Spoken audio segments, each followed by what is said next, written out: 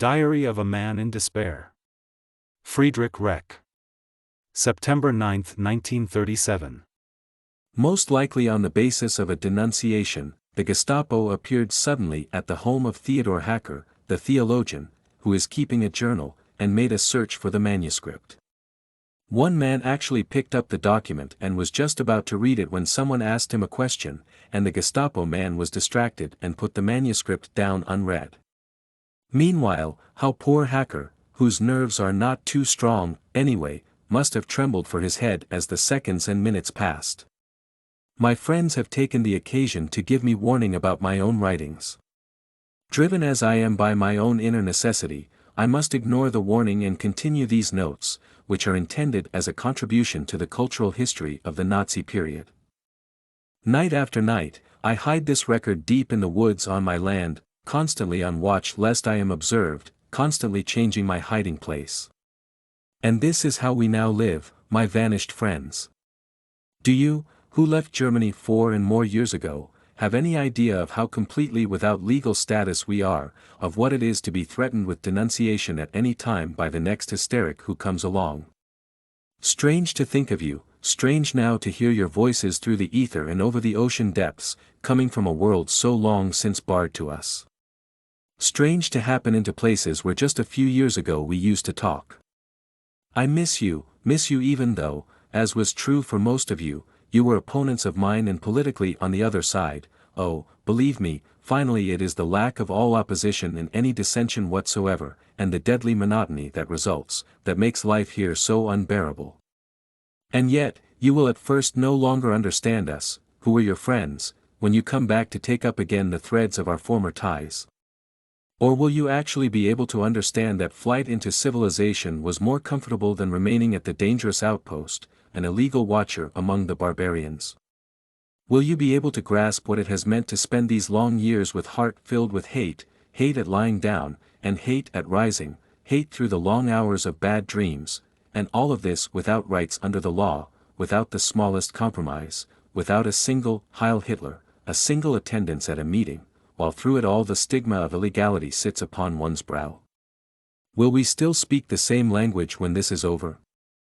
Will you, surrounded as you have been all these years by all the appurtenances of civilization, grasp that the death-like loneliness of our lives and the misery-laden air of the catacombs we have been breathing for so long have made our eyes terribly clear-sighted?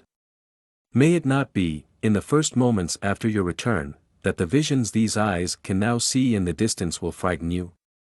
What about the world of ideas of 1789, the world which surrounds you, and which is still the basis for your lives and thought, as self-evident to you as the fact that a crab has its protecting shell? Understand me, we, here, know full well that all of this, encyclopedism, the whole process begun with the renaissance of divesting man of his gods, was once a vital way of life. Let no one do me the injustice of holding my visions to be the nightmares of a homo temporis acti, or the hallucinations of one feverish with the plague that surrounds him. But isn't what we are enduring here simply the final consequence of 1789? Hasn't the bourgeoisie, which in 1790 began to conceal its seizure of the heritage of power left by the kings with a cry of "Vive la nation," shown itself to be a most unstable phenomenon?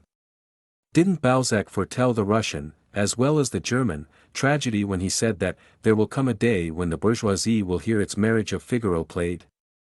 Didn't Street just so long ago announce the coming of this insane totalitarianism of the state? And doesn't Girondism reach its final flower in the Krupps, the Vogelers, Rocklings and associates, as cynically, throwing aside every restraint, they make themselves the center of all things German, the focal point of German society, militant Girondism, devoid of all basic ethical content, sworn enemy of men of faith, ideological victor of Waterloo even though defeated on the battlefield? As far as National Socialism is concerned, I am sure that there will be agreement in seeing in it the arch-destroyer of a nation which has always tended towards the magical and unknown, and none of you, my old friends, will argue with me when I say that in 1500 there was a German nation, but no nationalism, whereas today, when our eyes are supposed to light up at every trouser button, made in Germany, we have the reverse, nationalism, and no nation. We will certainly be in agreement that this plutocratic government with its Hitler placed in the saddle by Herr Tyson and his friends reveals itself, in its complete demoralization of the masses, to be nothing more than one last desperate attempt to prolong the 19th century. Oh, no, there will be no lack of agreement when we again meet on a total rejection of the German present. But will we still be in agreement when we come to talk about the future?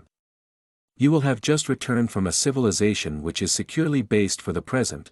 Will you still understand, or will you turn violently away from us when we tell you what we now see?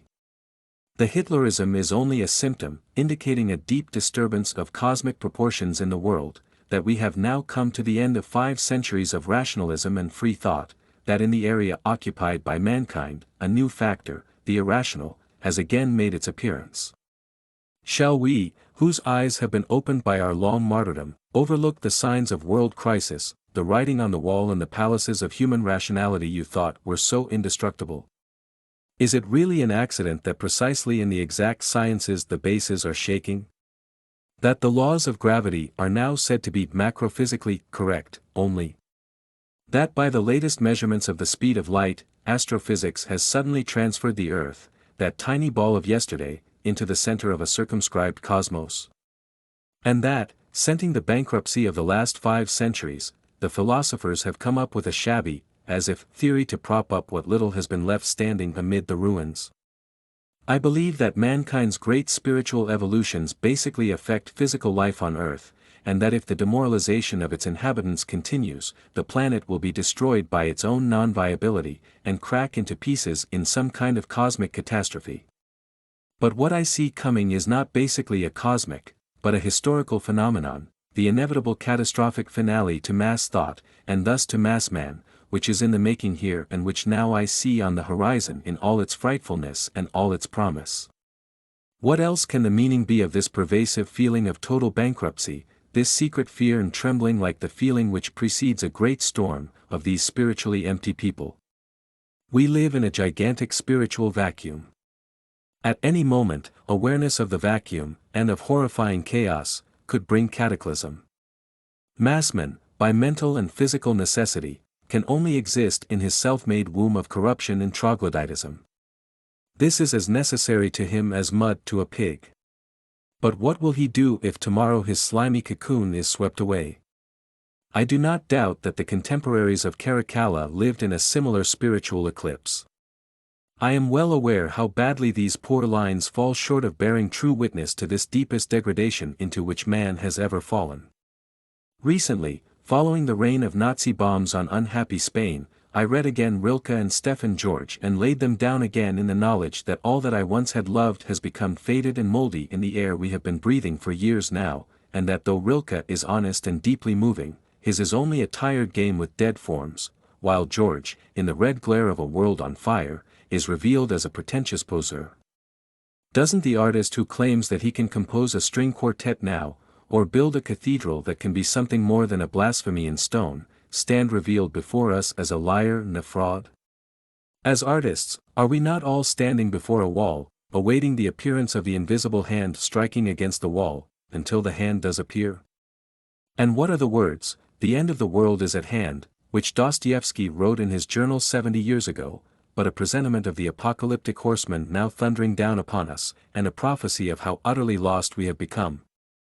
No, I am not a millenarian, and a passionate belief in life's regenerative powers makes me believe that the catastrophe I foretell will only be one more of many this planet has already seen. Nevertheless, I have come to the conclusion that the somatization of life, which has been going on since the Renaissance, and which has been made complete these last years, has increasingly destroyed the balance between body and mind, and that without this balance physical life on the earth is impossible. Doctors who attended the athletes at the Olympics of hallowed memory last year told me that menstrual disturbances in the girls and sexual insufficiency among the men of apparently boundless vigor of this extremely sports-minded generation were almost something like the rule, and not merely among the champions, but among the average participants. There could be no better proof that the somatization of life destroys life itself. Gasoline, as the basis for all motorized happiness, has contributed more to the inner decay of mankind than alcohol. And as regards mass man, to be found in the uniform of a general or in the form of a university professor more often, almost, than in the overalls of a lathe operator, mass man who in his explosive reproductiveness, his corruption of all organic growth, and his biological instability finds a parallel only in the entirely similar cancer cell. His life cycle has already been completed once on this globe.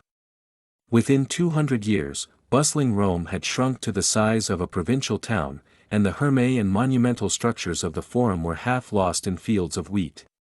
The technology and mechanization so essential to the biological existence of mass men may not be affected by the kind of reversal in mode of life which we know happened in the agony of the ancients. But the sediment of stenographers now spreading over the earth, the conglomeration of superfluous bureaucrats sending out totally useless questionnaires to paralyze areas which are still productive, they will not escape, if only because the rise of national industries in former markets will make it impossible for Europe to go on exporting its surpluses, and it will become impossible to sustain rabbit-like reproduction. But truly I do not see how, after the breakdown of all known forms, and the emergence of a new conception, which I foresee, technology and mechanization can escape being relegated to the dust heap, or at least to the periphery of life. Only that the new Adam, a savage who by an accident still has a white skin, who today uses all this equipment with an unconcern bordering on impudence, to whom it never occurs that one must replenish the thought world from which all this technology derives, only mass man can doubt its destructibility. If only to maintain his own existence, this anonymous mass thing takes refuge in a world into which no question of the possible insufficiency of this can possibly enter. Any number of once great civilizations may lie in ruins about mass man. In his world, the four-cylinder engine is a piece of eternity.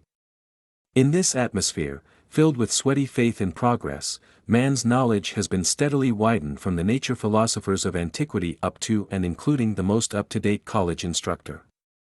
And if we can all just manage to live long enough, we will reach the point, thanks to this uninterrupted progress of mankind, when another college instructor drags his last heavenly secret out of God.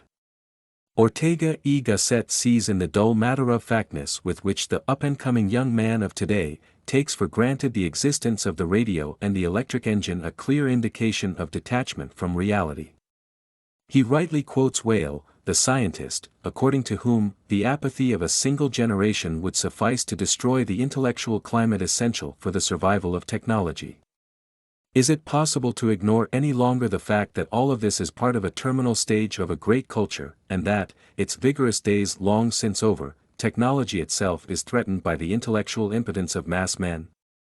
Mass man, who buys the products of technology in complete mindlessness, without involving himself, or even taking an interest in the intellectual work that made these things possible, mass man is blood brother in this to the Roman of Caracalla's time, who was aware of the limes Romanus as a comforting guarantee for his comfortable way of life, but unable to rouse himself from his indolence to keep it from falling to pieces. I do not believe that this new Adam has the faintest idea of how completely dependent his existence is on the products of technology. I have an idea that at the beginning of the end of the world he will want to know how the government proposes to hold next Sunday's Germany-Sweden football match on schedule. His fate appears to me certain and unavoidable. The coming Second World War will be the beginning of the end of an epoch in which rationalism was dominant, and the legacy of which, assuming that the planet is still capable of regeneration, will be a new mode of life based on the non-rational. This being so, and the masses sensing that they are doomed, they will, no doubt, strike out against everything that is not mass-like, but is, simply, different. In Germany, whose Hitler regime is simply a massive attempt to prolong the existence of mass man, the target will be that small elite which has done more harm to this regime with its principled no than all the Chamberlain policy of impotence and endless appeasement. I believe that our martyrdom, the fate reserved for our little phalanx, is the price for a rebirth of the spirit, and that realizing this, we can hope for no more good during what remains of our ruined and brutalized lives on earth than that there may be meaning to the manner of our deaths. I, who set this down, know myself to be in no way above the general fear of dying, and I know, too, that all large statements sooner or later come back to the man who makes them, and require redemption. But we cannot go back to the life we shared with you yesterday, a life which you will spread before us so temptingly when you return. We have suffered too much to believe any more that the way to what we see as the absolute can go in any other direction than through the deep valley of sorrow. Hell has not opened before our eyes to no purpose, and he who has once seen it cannot find his way back to earthly symposiums. Earlier, I recounted how a Hitler youth threw the image of the Savior into the street yelling, "Lie there, you dirty Jew." I have told about Hitler himself, and how he showed himself before the mob assembled at Berchtesgaden, and how afterward bewitched females swallowed the gravel his feet had trodden. Oh, it is the most shameful thing of all that this was not even the physically beautiful and spiritually glittering Antichrist of the legends, but only a poor dung face, in every aspect something akin to a middle-class Antichrist. Oh, truly, men can sink no lower. This mob, to which I am connected by a common nationality, is not only unaware of its own degradation but is ready at any moment to demand of every one of its fellow human beings the same mob roar, the same gravel swallowing, the same degree of degradation. When I got home, I turned to Dostoevsky, to him who is proscribed in Germany as no one else. I read once more in the Possessed the words spoken by Peter Stepanovich, the son of the general's wife. All are slaves and equal in their slavery. Everyone belongs to all, and all to everyone, and the great thing about it is equality. To begin with, the level of education, and science, and talents is lowered. A high level of education and science is only possible for great intellects, and they are not wanted. The great intellects have always seized power and been the despots. Great intellects cannot help being despots, and they've always done more harm than good. They will be banished or put to death. Cicero will have his tongue cut out, Copernicus will have his eyes put out, Shakespeare will be stoned. Down with culture. We've had enough of scholarship. Discipline comes first. The one thing wanting in the world is discipline. The drive for knowledge is an aristocratic drive we will destroy, will employ drunkenness, slander, spying, will stifle every genius in its infancy. Will reduce all to a common denominator. Complete equality, absolute submission, absolute loss of individuality, the Pope at the head, with us round him, and below us, Shigalovism. But 1 or 2 generations of vice are essential now, monstrous, abject vice by which a man is transformed into a loathsome, cruel, egoistic reptile. There's going to be such an upset as the world has never seen before. Russia will be overwhelmed with darkness, the earth will weep for its old gods. Truly, Dostoevsky is right, the end of the world is at hand. It is the end, even if it is the end of one world, the tear-drenched and curse-ridden world of yesterday.